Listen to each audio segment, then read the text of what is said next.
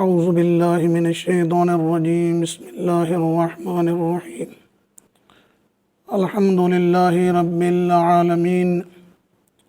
والصلاة والسلام علی سید الانبیاء والمرسلین شفیع المذنبین حبیب الہ العالمین ابی القاسم محمد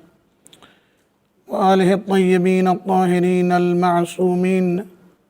الذين أذهب الله عنهم الرجس وطهرهم تطهيرا لا حول ولا قوة إلا بالله العلي العظيم أما بعد فقد قال الله الحكيم في كتابه المتين أعوذ بالله من الشيطان الرجيم ولقد بعثنا في كل أمة رسولا ان اعبدوا اللہ واجتنبوا الطاغوت صدق اللہ العلی العظیم۔ آج ہم ایک ایسی عظیم ہستی کی برسی کی مناسبت سے آپ سے مخاطب ہیں کہ جس نے پوری دنیا کو اسلام نام محمدی کا وہ تعارف کرایا کہ آج پوری دنیا اسلام کے حقیقی پیغام سے آشنا ہے۔ حضرت امام خمینی رضوان اللہ تعالی علیہ آج ان کی 31ویں برسی ہے اور ہم تسلیت پیش کرتے ہیں بارگاہ حجت ابن الحسن العسکری عجل اللہ فرجہ الشریف اور تمام مسلمانوں اور مومنین کی خدمت میں، اور خدا سے دعا بھی ہیں کہ خدا سے دعا بھی کرتے ہیں کہ خدا ہمیں اس عظیم رہبر اور قائد اور امام کی سیرت پر عمل کرنے کی توفیق عطا فرمائے۔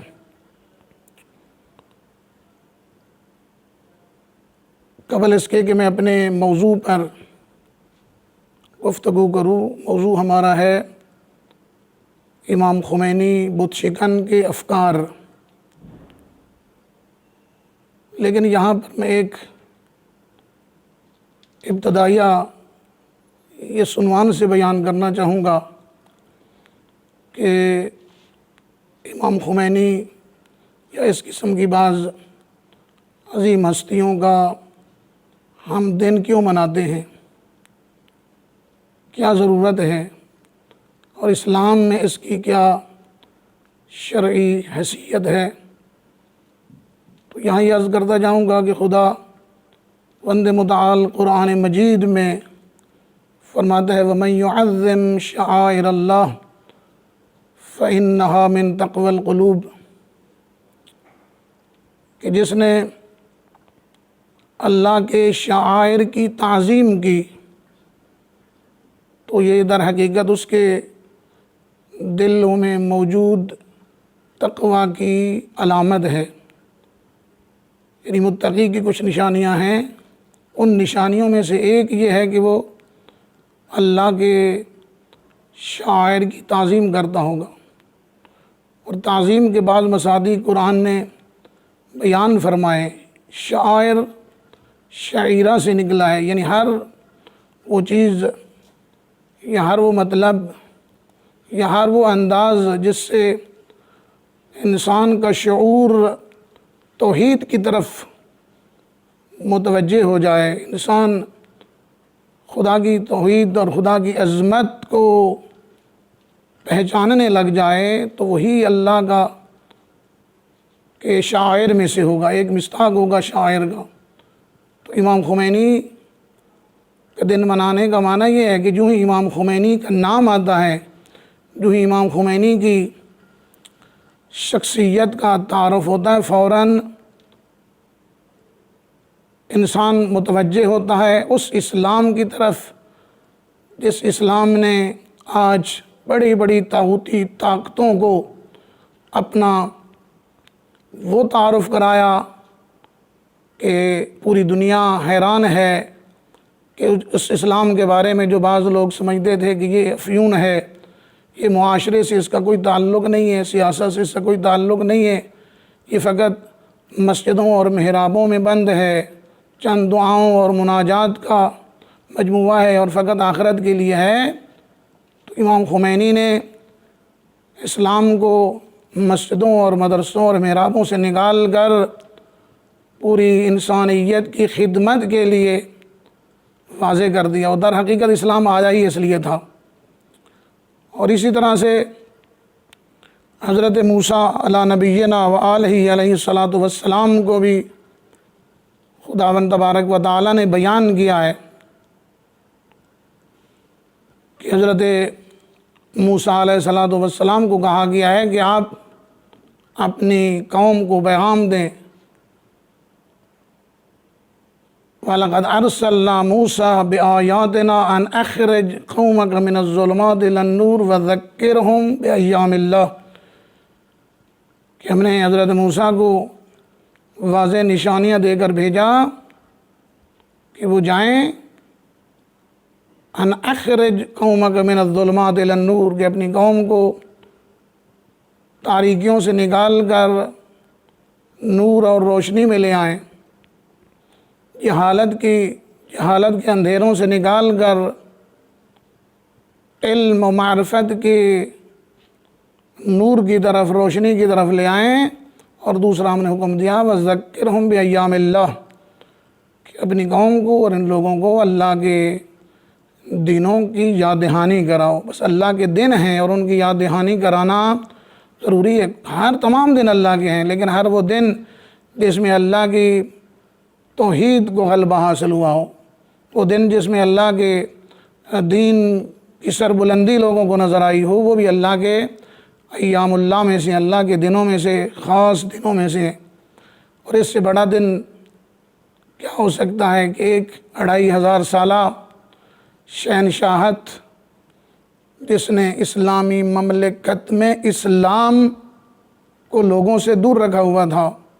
لوگوں کو اسلام سے دور رکھا ہوا تھا، اسلامی ملک میں اسلامی حدود کو پامال کرنے والی اس شہنشاہت کو ایک مرد مجاہد نے آ کر اپنے مقدس مشن کے تحت اس کا خاتمہ کر کے اسلام مقدس کو اور اسلام مقدس کی تعلیمات کو نافذ کیا۔ یعنی آپ یوں سمجھیں کہ طاغوتی نظام کا خاتمہ کر کے الہی نظام کو قائم کیا، تو یہ اللہ کے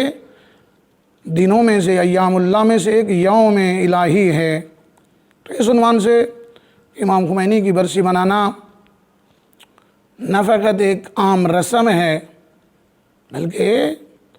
یہ تقویٰ کے حصول کا بہترین ذریعہ اور تقویٰ کی نشانیوں میں سے ایک نشانی ہے اور ایک عبادت ہے۔ اس عنوان سے ہم آپ کی خدمت میں انشاءاللہ افکار امام کے عنوان سے چند ایک باتیں جو اس اپنے مختصر وقت میں ہم بیان کریں گے، اور خدا سے امید بھی ہے کہ خدا ہماری اس محفل کو اور ہماری اس گفتگو کو اپنی بہترین عبادات میں شمار فرمائے گا۔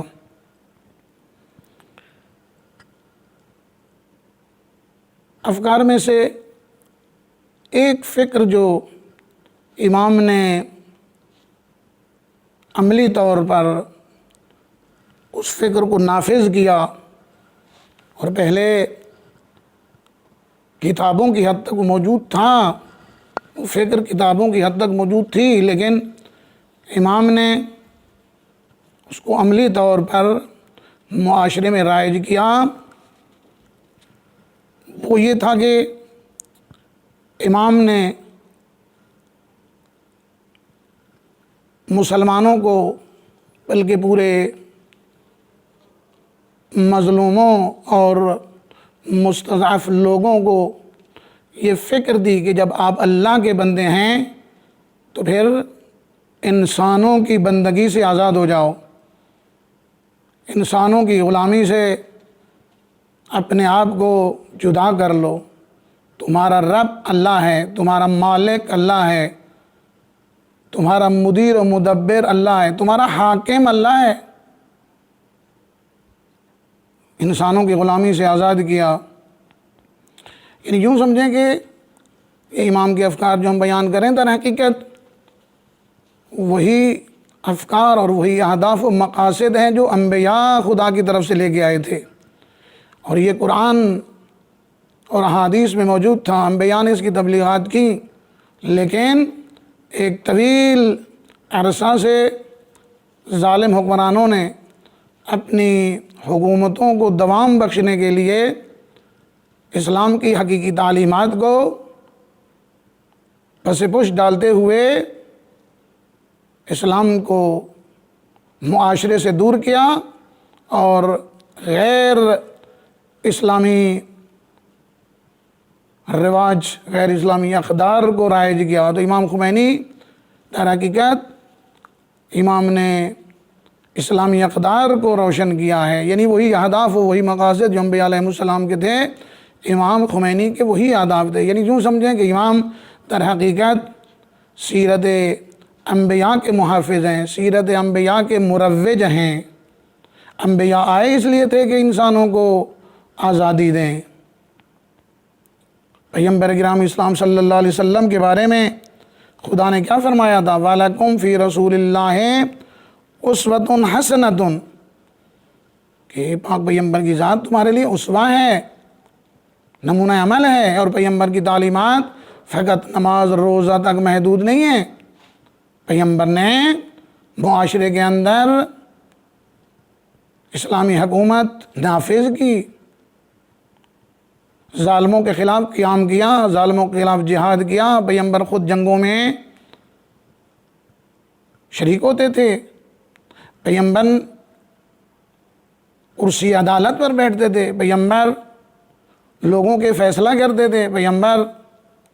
یعنی جو بھی حکومتی احکامات تھے پیغمبر خود عملی طور پر اس کو اپنے دور میں رائج کرنے کے ذمہ دار تھے، اور پیغمبر نے آ کے لوگوں کو ظالموں سے نجات دلائی۔ عزیز علیہ ما عنتم عزیز علیہ ما عنتم حریص علیکم بالمؤمنین رؤوف الرحیم۔ پیغمبر لوگوں کی مشکلات کو دیکھ کر برداشت نہیں کرتے تھے۔ امام خمینی نے پہلا نعرہ ہی یہی لگایا کہ جب خدا نے ہمیں آزاد پیدا کیا ہے تو پھر ہم کسی کے غلام نہیں ہیں۔ اس دور میں یعنی 1979 میں اور اس سے پیچھے 20 سال پیچھے چلے جائیں کہ جب امام نے اپنی تحریک کا آغاز کیا، دنیا اس وقت 2 بلاکس میں تقسیم ہو چکی تھی، یعنی اس سے باہر لوگ سوچ ہی نہیں سکتے تھے۔ ایک رشین بلاک، ایک امریکن بلاک، یعنی کوئی تصور ہی نہیں کر سکتا تھا کہ ایک ایسی تحریک جو ان مشرقی بلاک اور مغربی بلاک سے وابستہ ہوئے بغیر تحریک چلی اور وہ کامیاب ہو جائے، نہ ایسا تصور نہیں کیا جاتا تھا۔ لیکن امام نے کہا لا شرقیہ ولا غربیہ، لا الہ الا اللہ، فقط توحید کے ساتھ وابستہ ہیں، نہ اس بلاک کے ساتھ وابستہ ہیں نہ امریکن بلاک کے ساتھ۔ اور یہ فقط نعرہ کی حد تک نہیں تھا، امام نے ثابت کر دکھایا کہ اگر کوئی اپنے رب اور اپنے خالق کے حقیقی سے وابستہ ہو جائے پھر دنیا کی طاغوتوں کی کوئی ضرورت نہیں رہتی ہے۔ اور اس وقت امام کا نعرہ شاید لوگوں کو مذاق نظر آتا تھا کہ یہ کیسے ہو سکتا ہے کہ ان 2 طاقتوں میں سے کسی سے وابستہ ہوئے بغیر کوئی تحریک کامیاب ہو جا رہی ہے، خمینی کیسے کامیاب ہوگا؟ لیکن امام کا ایمان اتنا پختہ تھا کہ امام نے اپنے اس توحید پر مضبوط ایمان کے نتیجے میں اس نعرے کو عملی طور پر ثابت کر دکھایا۔ اور امام نے وہی سیرت جو انبیاء کی سی، تمام انبیاء کی، اس کو عملی طور پر پہلے نظریہ پیش کیا کہ جب انبیاء اس لیے آئے ہیں کہ وَلَقَدْ بَعَثْنَا فِي كُلِّ أُمَّةٍ رَسُولًا أَنِ اعْبُدُوا اللَّهَ وَاجْتَنِبُوا الطَّاغُوتَ، یعنی قرآن کہتا ہے کہ ہم نے ہر نبی کو، ہر رسول کو، یعنی ہر نمائندے کو جہاں بھی بھیجا یہ پیغام دے کے بھیجا کہ وہ لوگوں کو بتائیں ان اعبدوا اللہ،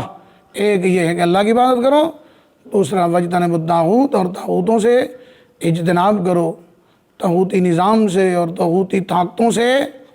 اپنے آپ کو دور رکھو۔ تو امام خمینی نے کہا کہ کیا وجہ ہے ہم اللہ کے بندے ہو کر آج ہم طاغوت کے غلام کیوں ہیں؟ تو امام نے لوگوں کو شعور دیا اور اس کے بعد اسی بنیاد پر، توحید کی بنیاد پر ایک حکومت اسلامی کا قیام کیا۔ چونکہ امام خمینی نے لوگوں کو درس دیا کہ جب قرآن کہہ رہا ہے قَدْ كَانَتْ لَكُمْ أُسْوَةٌ حَسَنَةٌ فِي إِبْرَاهِيمَ وَالَّذِينَ مَعَهُ إِذْ قَالُوا لِقَوْمِهِمْ إِنَّا بُرَآءُ مِنْكُمْ وَمِمَّا تَعْبُدُونَ مِن دُونِ اللَّهِ، اے لوگو تمہارے لیے حضرت ابراہیم اور ان کے ساتھیوں کی سیرت ایک اسوہ حسنہ ہے، نمونہ عمل ہے۔ کس وقت کا، کون سی چیز تمہارے لیے؟ کہ جب وہ اپنی قوم کو کہہ رہے تھے اِنَّا بُرَآءُ مِنْكُمْ وَمِمَّا تَعْبُدُونَ مِن دُونِ اللَّهِ، ہم تم سے بھی، تم ظالموں سے بھی، تم خدا کے منکرین سے بھی بیزار ہیں، اور جن بتوں کو تم خدا کو چھوڑ کے جن بتوں کی تم پوجا کرتے ہو اس سے بھی ہم بیزار ہیں۔ تو یعنی یہ پیغام دیا جا رہا ہے کہ جب ایک حضرت، یعنی تمام انبیاء میں سے ایک پاک پیغمبر صلی اللہ علیہ وسلم کو قرآن نے اسوہ حسنہ کے طور پہ متعارف کرایا ہے، ایک حضرت ابراہیم، اگرچہ تمام انبیاء اسوہ حسنہ ہیں لیکن ان دو ہستیوں کو قرآن نے باقاعدہ ذکر کیا ہے۔ تو پاک پیغمبر کی سیرت میں آپ دیکھیں جہاں عبادات میں وہ پیش قدم تھے،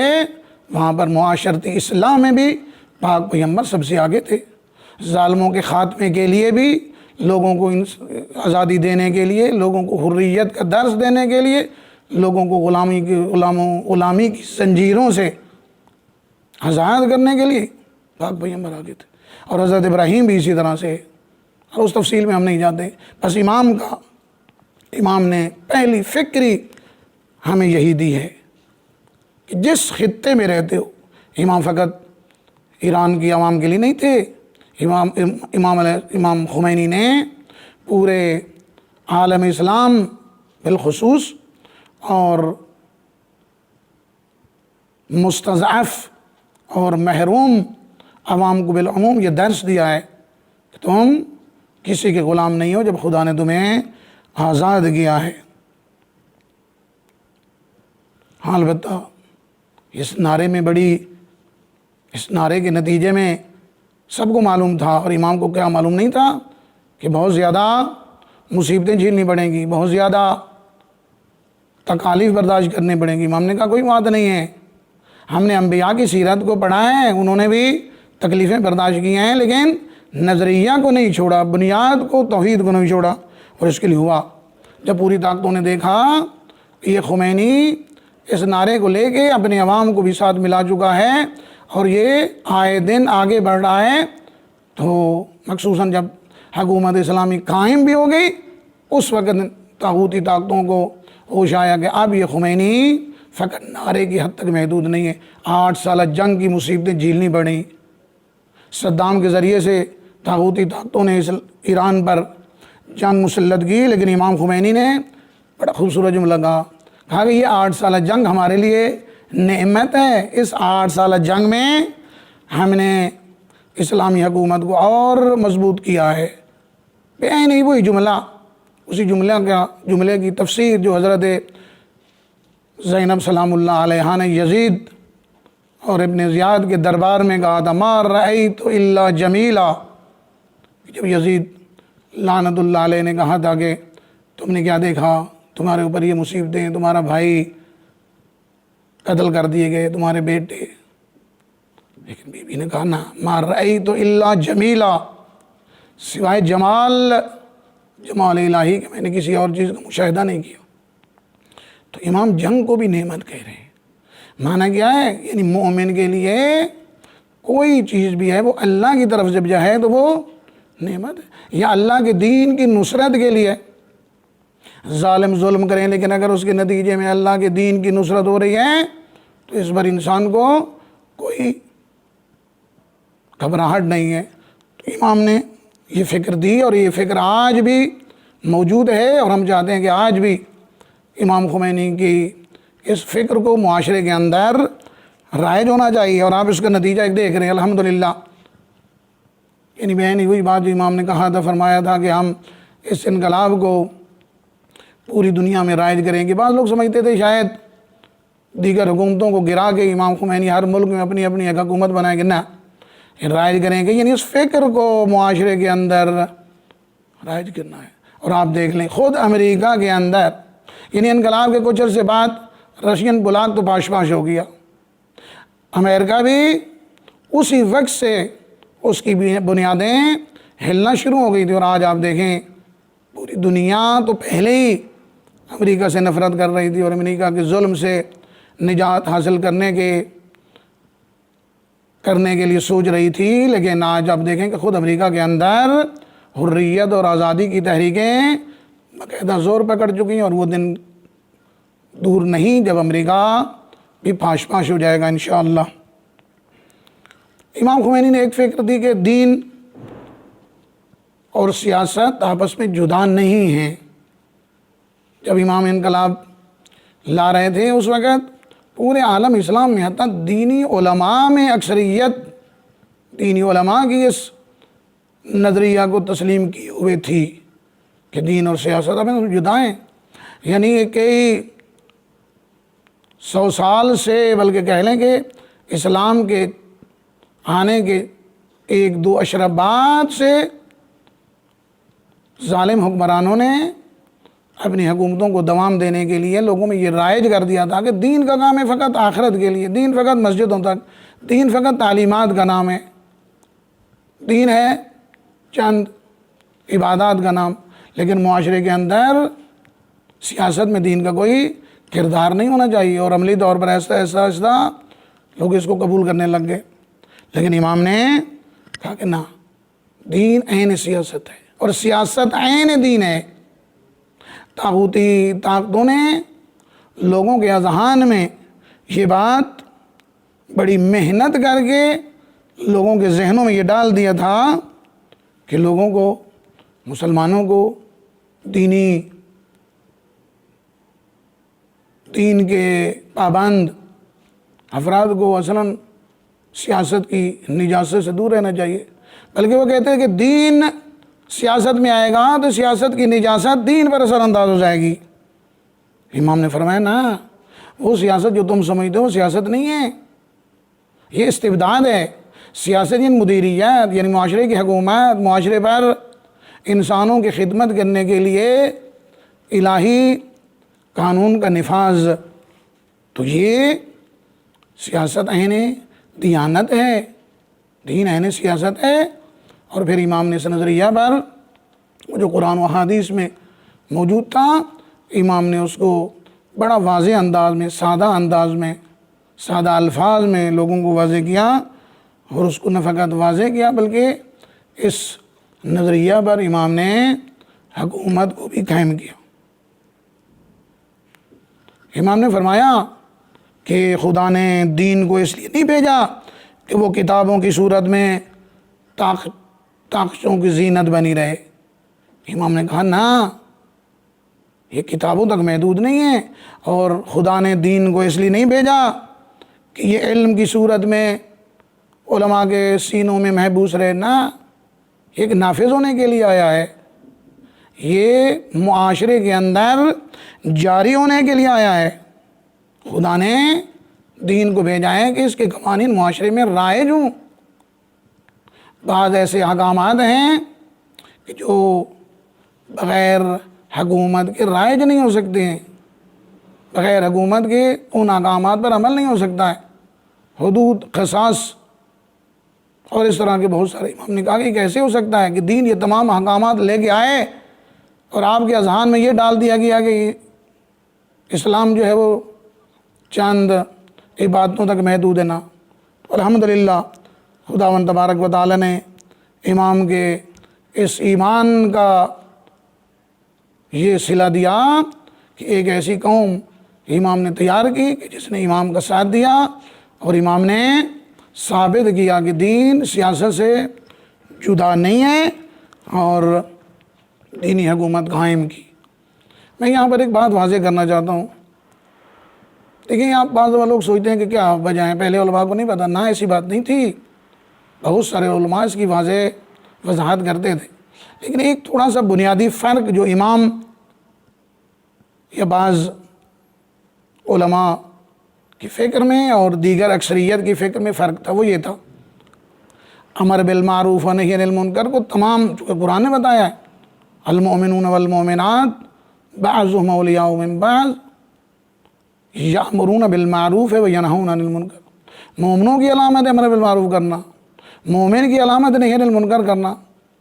اور تمام آیات و روایات میں یہ واضح تھا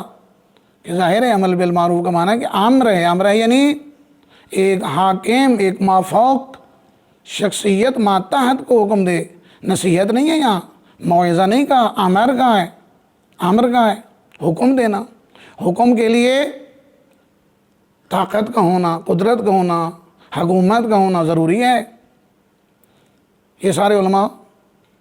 اس کے قائل تھے، لیکن ایک چیز جو حدیث میں آئی اس کی وجہ سے بعض جگہ پر مشکل پیش آئی۔ وہ کیا تھی؟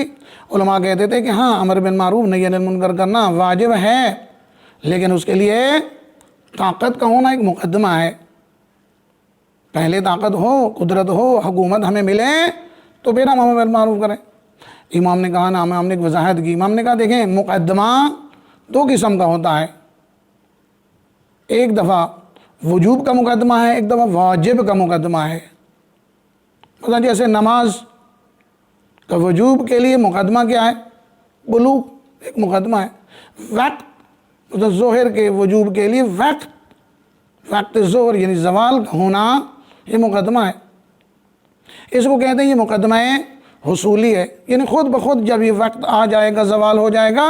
اس وقت نماز کا وجوب ہوگا۔ لیکن واجب کو ادا کرنے کے لیے پھر کچھ مقدمات ہیں۔ ایک مثلا وضو مقدمہ واجب ہے، اور یہ مقدمہ حصولی نہیں ہے، یہ مقدمہ تحصیلی ہے، یعنی اس کو ہم نے اس کو حاصل کرنا ہے، اس کے حاصل کرنے کے لیے ہم نے کوشش کرنی ہے۔ وضو کرنے کے لیے پانی کا انتظام کرنا ہے، تیمم کرنے کے لیے کوشش کرنی ہے، پانی کو مہیا کرنا ہے۔ یہ جس طرح حج میں آپ چلے جائیں، حج میں استطاعت مقدمہ حصولی ہے، یعنی جب خود بخود انسان کے پاس اتنا مال آ جائے یا اپنی محنت کے صلے میں آ جائے، یعنی محنت کرنا، حج کے لیے پیسے کمانا واجب نہیں ہے، ہاں تجارت کے نتیجے میں اتنا مال آ جائے کہ وہ استطاعت رکھے گا تو اس پر حج واجب ہے، یہ مقدمہ حصولی ہے۔ لیکن جب اس پر استطاعت آ گئی، مستطیع ہو چکا حج کرنے کے لیے، اب اس کے لیے ٹکٹ خریدنا، طواف کرنا، احرام باندھنا، احرام کا کپڑا لینا، اس کو خود احرام کا بندوبست کرنا، کوشش کر کے، اس کو کہتے ہیں مقدمہ تحصیلی، یہ واجب ہے۔ امام نے کہا عزیزان، حکومت مقدمہ ہے امر بالمعروف کا، لیکن مقدمہ حصولی نہیں ہے کہ خود بخود کوئی اور آپ کے ہاتھ میں حکومت دے دے کہ اور جی بسم اللہ آپ کو ہم صدارت دیتے ہیں، جیسے بعض ادوار میں گزرا ہے، کسی کو قاضی بنا دیا گیا تھا، وہ قضاوت کی کرسی بیٹھے گا، نہ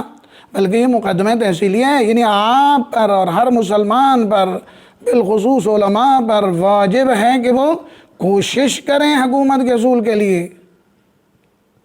اور کوشش کے لیے ظاہر ہے اس وقت ظلم کا مقابلہ کرنا پڑے گا، ظالموں کی کیا کہتے ہیں، ظالم طاقتوں کے ہتھ کنڈوں کے نتیجے میں مشکلات کو برداشت کرنا پڑے، کوئی مشکل نہیں۔ اس لیے امام خمینی نے جب انقلاب کے آغاز کیا تھا، بہت سارے لوگ شہید ہو رہے تھے، اس وقت کے بعض علماء کہتے تھے کہ یہ کیا ہو رہا ہے کہ اتنے سارے علماء کا، اتنے سارے عوام کا جو خون بہایا جا رہا ہے، اس کا جواب خمینی کیسے دے گا؟ امام خمینی نے فرمایا تھا جس طرح میرے جد سید الشہداء امام حسین نے خون کا جواب دے دیا تھا، میں بھی دوں گا، کیونکہ امام کو نظر آ رہا تھا کہ یزید کا مقابلہ نہیں، قتل ہو جانا، یزید کا مقابلہ نہیں، بہنوں کو اسیر، بہنوں کی اسیری، یزید کا مقابلہ یعنی ٹکڑے ٹکڑے ہو جانا، لیکن امام نے اپنے ساتھیوں کو ساتھ ملایا، لوگوں کو بعض کو دعوت دی، بعض کو بلایا، باقاعدہ کہا میرا ساتھ دو، اور ان کو بتایا مارے جاؤ گے۔ امام کو نظر آ رہا تھا، مجھے بھی نظر آ رہا ہے کہ اس شہنشاہت کا مقابلہ یعنی قتل ہو جانا، لیکن کوئی مشکل وَلَوْ بَلَغَ مَا بَلَغَ، یہ امام کا جملہ ہے، جو کچھ بھی ہو جائے، جو قیمت بھی مجھے چکانا پڑے اسلام کے دفاع کے لیے اور طاغوتی نظام کے خاتمے کے لیے، میں وہ قیمت دینے کے لیے تیار ہوں۔ تو امام خمینی نے اس بنیاد پر کہ دین اور سیاست ایک ہیں، دین عین سیاست ہے، سیاست عین دین ہے۔ تقدس بات سمجھتے تھے کہ جو مقدس ہوتا ہے یعنی وہ جو اللہ اللہ کرتا رہتا ہے، امام نے کہا ایسی بات نہیں ہے، بلکہ سب سے زیادہ مقدس وہ ہے جو اللہ اللہ کرنے کے ساتھ، عبادت گزار ہونے کے ساتھ ساتھ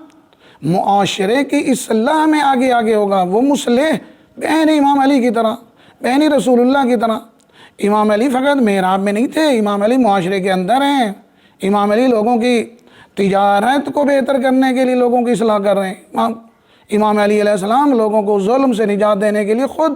جنگوں میں آگے آگے ہیں۔ امام علی لوگوں کے فیصلے کرتے ہیں، امام علی لوگوں کے دکھ درد میں شریک ہو رہے ہیں، لوگوں کے اقتصاد کو بہتر کرنا، لوگوں کی تعلیم کے لیے تمام منصوبہ جات میں امام علی آگے۔ امام خمینی نے بیان ہی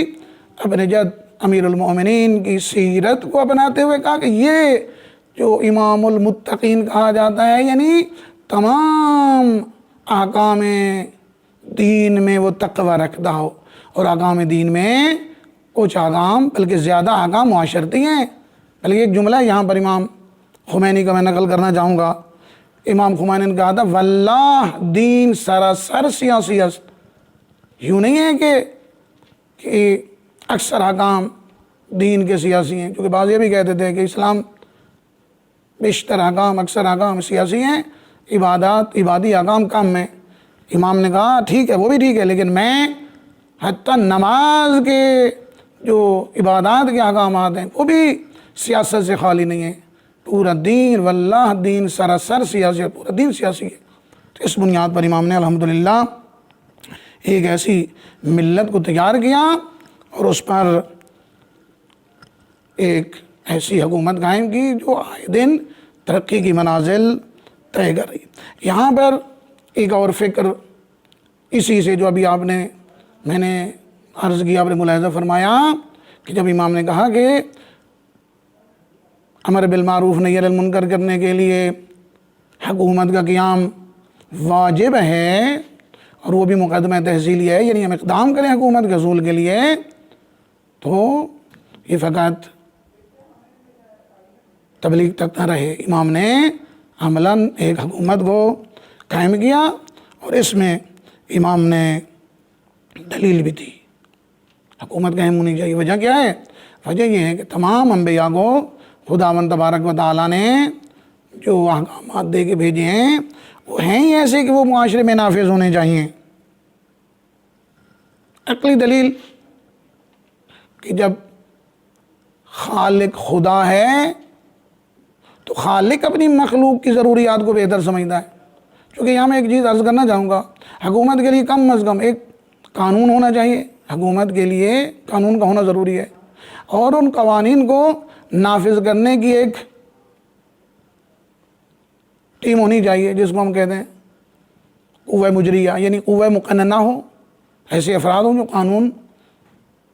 بنائیں اور ایک ایسے ہوں جو قانون کو نافذ کریں۔ ہاں ایک عدلیہ بھی ہونی چاہیے کہ ان قوانین میں وہ احکامات جو لوگوں کے جھگڑوں کی اصلاح کے لیے اور ان کے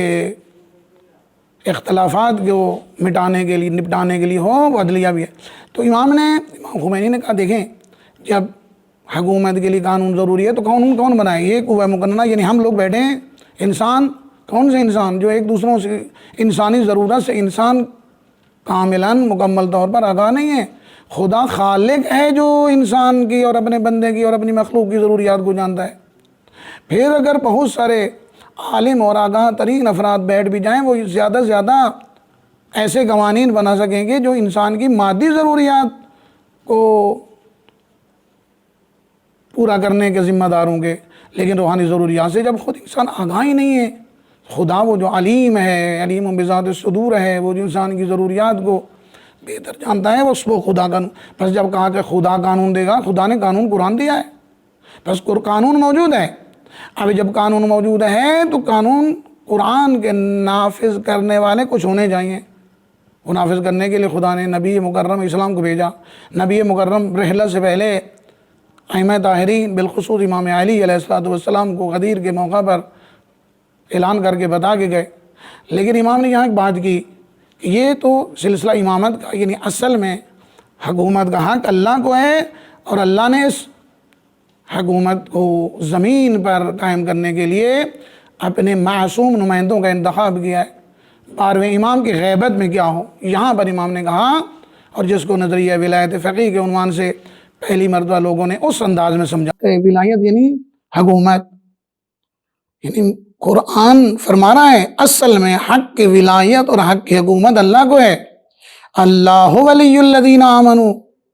اللہ ولی ہے، اللہ حاکم ہے، ولی قرآن میں آیا ہے، اللہ ولی ہے، یعنی بذات حقیقت میں اللہ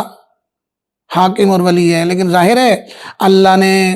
جب اپنے بندوں کا ولی ہے تو بندوں پر اس نے کیا کرنا ہے، اس ولایت اور اس حکومت کو رائج کرنا ہے، نافذ کرنا ہے۔ نافذ کرنے کے لیے انسان ہوں گے وہ نافذ کر سکیں گے۔ بس خدا نے اپنے اس حق کی ولایت کو